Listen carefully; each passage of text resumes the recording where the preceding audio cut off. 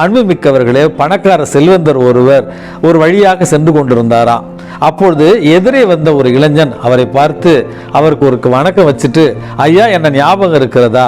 2 வருடத்திற்கு முன்பாக நான் உங்ககிட்ட உதவின்னு ஒன்று கேட்டு வந்தேன்.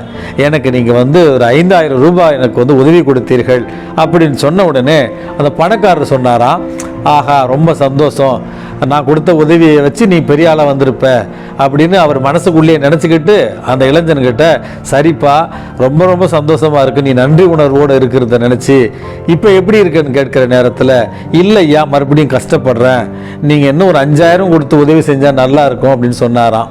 உதவி செய்த அந்த மனிதர், எதுக்குடா இவனுக்கெல்லாம் உதவி செஞ்சோம் என்று மன வருத்தத்தோடு திரும்பி சென்றாராம். அன்புமிக்கவர்களே, உதவிகள், ஆசீர்வாதங்கள், வாய்ப்புகள் வாழ்க்கையில் எப்பனாவது ஒரு முறை தான் கிடைக்கும்.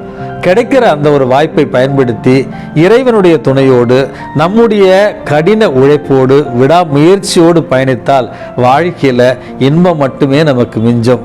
இந்த நாள் உங்களுக்கு இனிய நாளாக அமைய இறைவனிடம் உங்களுக்காக வேண்டுகிறேன்.